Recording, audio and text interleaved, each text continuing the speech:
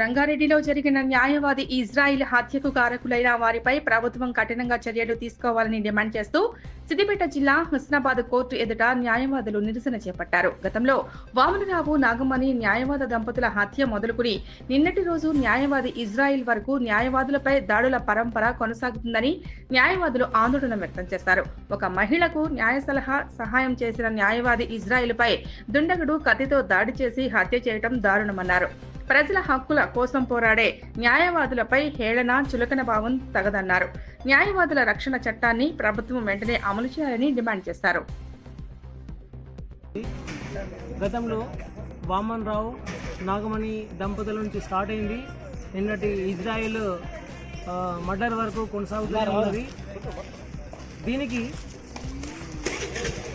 అంటే న్యాయవాదులను టార్గెట్ చేస్తూ న్యాయవాదులను వీరు ఏం చేస్తారు, వీళ్ళతో ఏమవుతుంది అనే అంటే ఈవెన్ కొన్ని కేసులలో టార్గెట్ చేస్తూ వీళ్ళు అగెనిస్ట్గా ఉన్నారు, వీళ్ళని ఖతం చేస్తే మాకు లాభం జరుగుతుందనే ఒక స్వార్థపూరితమైనటువంటి ఆలోచన ధోరణితో ఈ విధంగా న్యాయవాదులను టార్గెట్ చేస్తూ న్యాయవాదులను చంపడానికి కూడా తెగబడుతున్నారు. నుంచి నిన్న జరిగినటువంటి మన రంగారెడ్డి కోర్టు పరిధిలో ఉన్నటువంటి న్యాయవాది అయినటువంటి ఇజ్రాయెల్ను అతను వాళ్ళ ఇంట్లో పనిచేసినటువంటి ఒక మహిళకు న్యాయ సహాయం కోసం ఎఫ్ఐఆర్ చేయమని చెప్పి కంప్లైంట్ చేయమని చెప్పి అతను చెప్తే దుండగుడు దస్తగిరి అనే దుండగుడు నా మీదనే కంప్లైంట్ చేపిస్తామని చెప్పి న్యాయవాదిని కత్తితో పొడిచి అతి దారుణంగా హత్య చేయడం జరిగింది.